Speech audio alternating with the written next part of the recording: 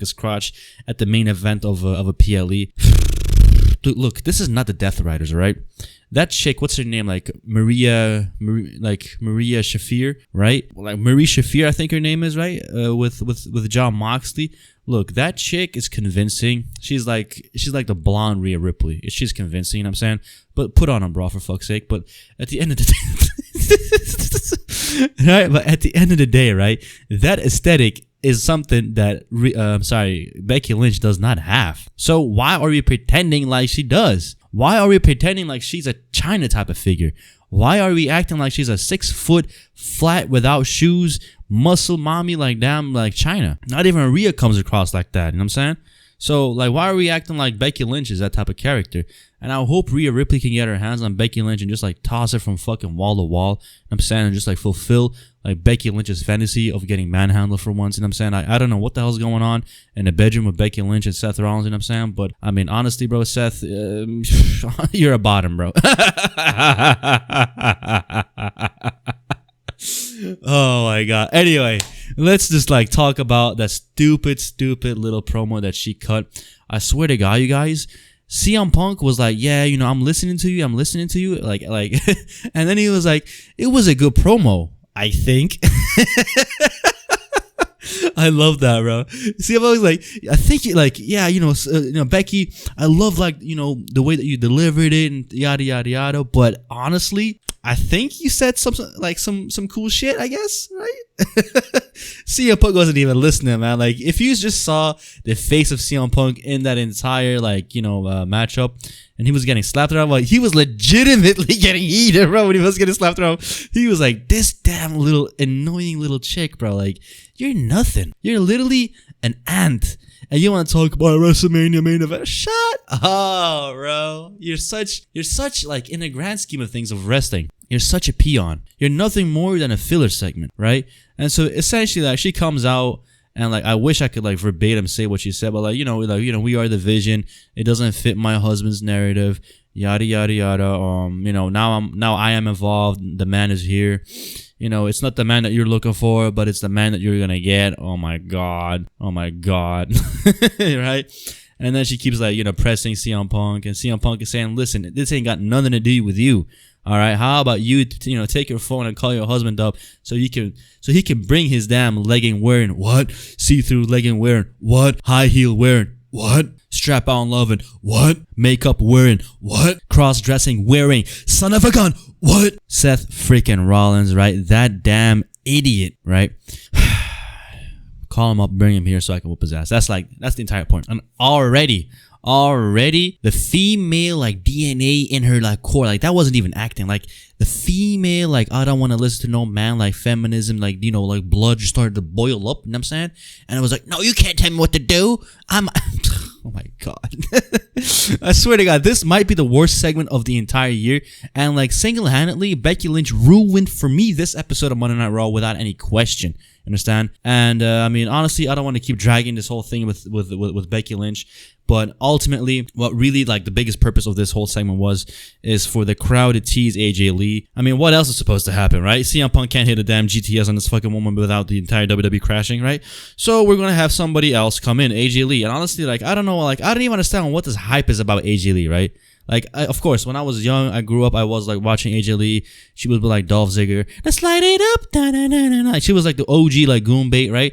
But, you know, I was never really like into that, you know, all that shit. Cause like, honestly, when it becomes like this whole thing where like the main like driving factor is like sex appeal, like I'm just out of it, bro. I'm really out of it. You know, like I don't want to watch wrestling for that. You understand what I'm trying to say? That is what I think a lot of female wrestlers today, like just try to replicate today.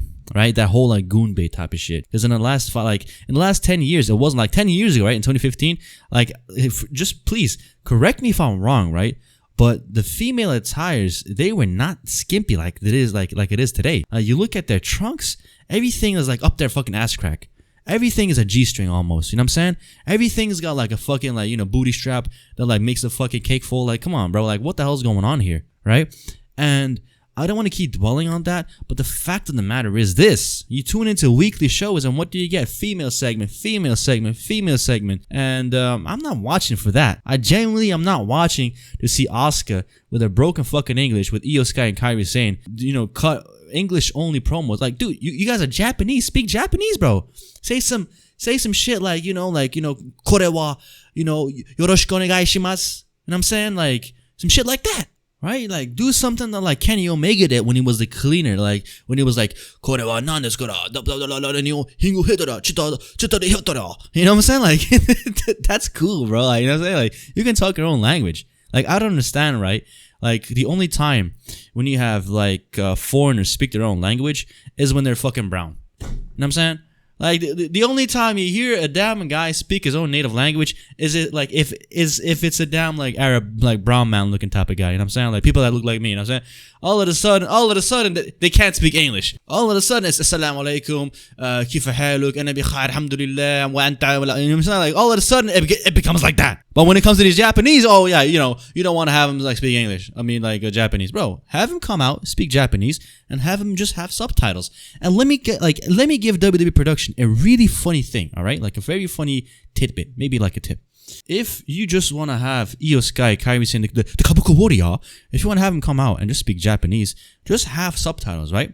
But every time somebody enters the frame, like let him address the Kabuki Warriors, and when the Kabuki Warriors are responding back to them in Japanese and we see subtitles, let the American wrestler look at the subtitle, like let them break the fourth wall and look at the subtitles and be like, oh yeah, okay, I'm following along now, and then like respond to them in English. That would be so funny, bro. Like I don't want to see Asuka be like, you needed our help in SummerSlam, huh?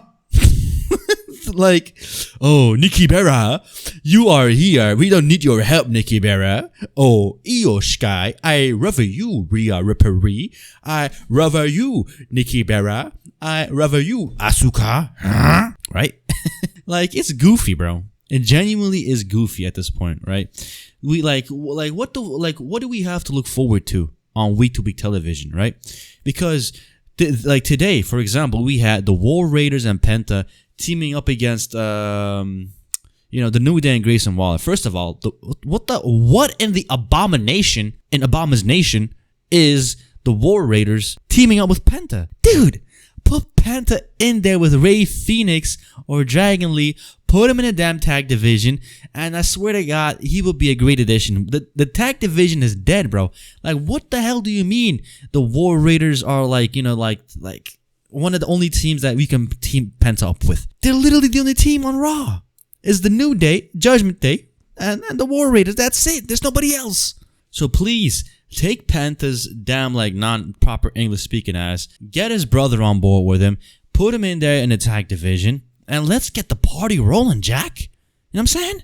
Yeah, can you imagine the Judgment Day versus Penta and Rey Fenix? Right? I mean, they already have matching logos and attires and things of that nature. That would be a great addition. You know, can you imagine DIY versus Penta and Rey Fenix? That's a great addition. Like, I want to see tag team wrestling be one of the things that we look forward to on week-to-week television.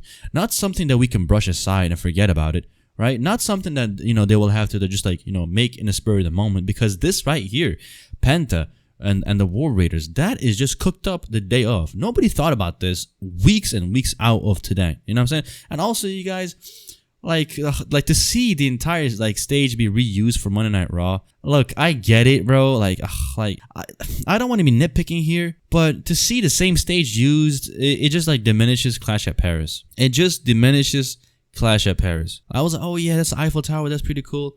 And now they're reusing it for Monday Night Raw. It's kind of like, all of a sudden, that entire show felt more like a house show.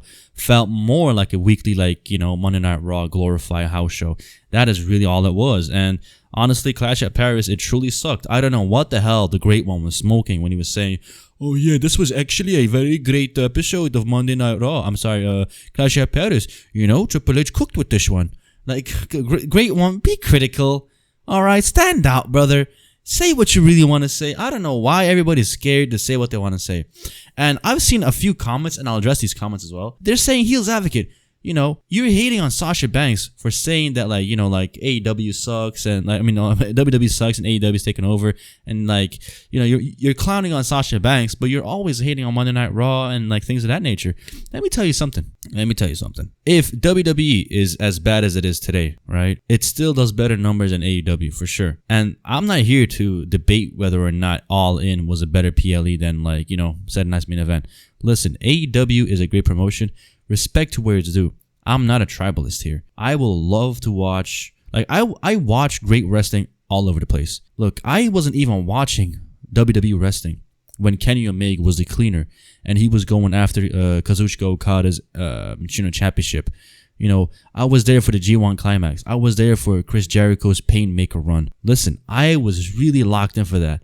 And I was a big fan. I was like really in tune with all of that. And I loved it. So for me, I am not here to have like this whole like tribal thing going on. I was a big proponent in, getting AEW over. Like I was telling my friends about it. I was like, you guys got to tune into this. I was there for the first pay-per-view. I was there for the Young Bucks and like I watched every single BTE, right? Being the Elite vlog that the Young Bucks put out. I was there for all of it. So for me, it is not a question of, I'm a WWE guy over an AEW guy. Of course, I am a WWE guy over AEW, but I am not against good wrestling. And I will be critical for any brand. But my biggest issue is like me as a viewer, right? I watch the WWE on Netflix. It's on Netflix, for crying out loud. The biggest platform, the biggest streaming platform on the world. And we're getting these BS matches. I'm sorry, but I have to be critical about that, right? I have to be critical because I'm somebody who was brought in and who was convinced about the lies of Triple H, long-term storytelling, WrestleMania 40, the biggest WrestleMania of all time. It's a great success. Vince is out of the picture. Now Triple H is going to take over. You know what I'm saying? Like the Triple H era. Everything is going to be better now. And then just fast forward 1 year and it's a dumpster fire. So that is how I am upset about all of this because I feel betrayed, first of all.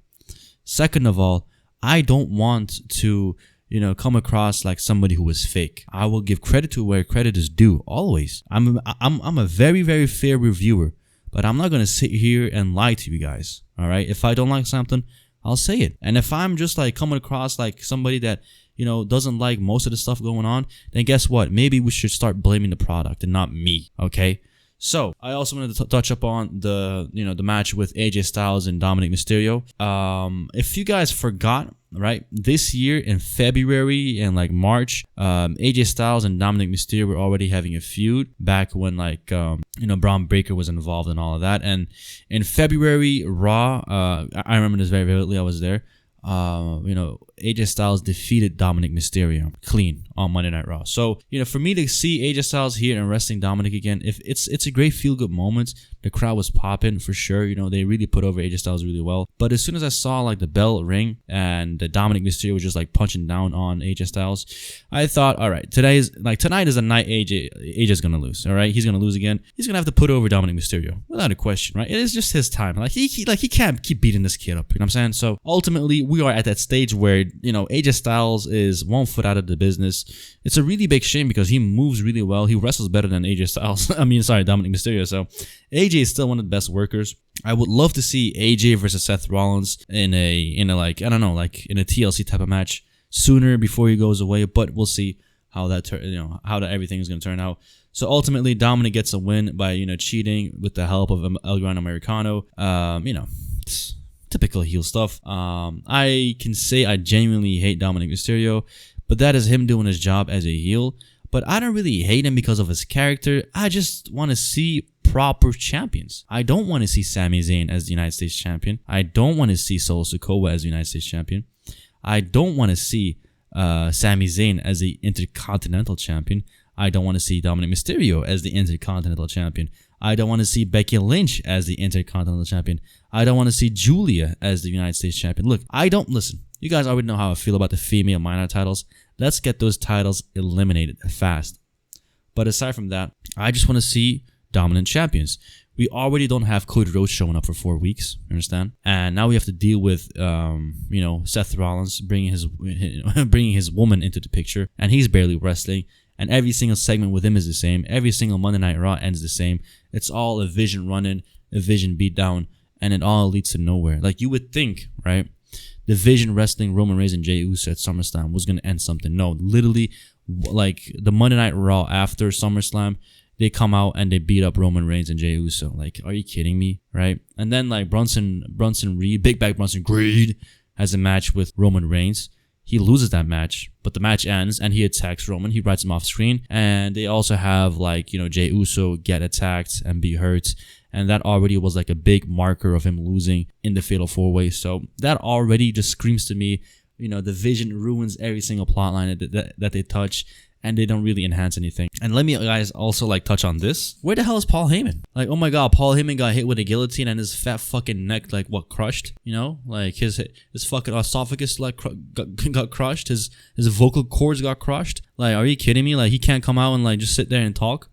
And the Vision is arguably the worst faction I've ever seen on Monday Night Raw. Because let me tell you this, right? When it comes to a faction in the WWE, one thing that you have to be is just together. And when Seth Rollins was gone, do you guys remember what Braun Breaker said? I am the leader, right? He was like, I am the leader of the Vision. I am the leader of this faction. And when Seth Rollins was like, gone with that fake injury, and all of a sudden, right, he's a new leader. Seth Rollins comes back, and there's no peep about that. Literally none. So I'm thinking to myself, okay, I guess like it's a little bit fragmented. But today, we literally see Brunson and Breaker come out on their own, without Seth Rollins, without Heyman, without any backstage like cuts where we see them talking. None of that. All of a sudden, it looks like the Vision got separated and it got replaced with Becky Lynch. And I know that is literally what's going to happen. We're going to get the Usos versus like the Vision, right? And I'm talking about Brunson and Breaker. And then at the same time, we're going to get AJ Lee with CM Punk and, Becky and fucking Rollins, right? So that is really what's going to happen right now. That whole main event scene is like, split up right now. I think Jey Uso and LA Knight are going to have a thing going on, but I don't even know what's going on. It's such a mess. There is no direction. There is no direction on SmackDown. Like, we thought that we were going to get Drew McIntyre versus Cody Rhodes at Clash of Paris. We didn't even get that. And now CM Punk is saying to Adam Pearce, oh yeah, where is SmackDown this week? It's in Chicago, your hometown. Haha, CM Punk says. So I guess CM Punk is going to come out and then AJ Lee is going to make her big return. And then they're going to announce their match at like WrestlePalooza, I guess. So, that already is another cheap pop return for WrestlePalooza, trying to get the sales up for ESPN. And I'm telling you guys right now, don't buy ESPN. Get a VPN, all right? And then just watch everything on Netflix. I don't know how many times I can stress this on you guys, but please stop wasting your money. Don't get the thing with ESPN. Please just keep your money, all right? Get the VPN. I mean, I was watching, right, Sam Roberts today, and he was talking on his podcast, and he said like, yeah, I was in France and I had to turn on the VPN to watch on Netflix. So like, even somebody that's like officially affiliated with the WWE, they're going out of their way and actually like saying stuff like that, right? Not to mention Stephanie McMahon going out and literally just promoting Surfshark VPN. It's such a joke, right? So like I said, keep using the VPN method, guys. Don't waste your money. Don't give in. Don't let them grab anything off of you. I've been the Heels Advocate, and I'm out.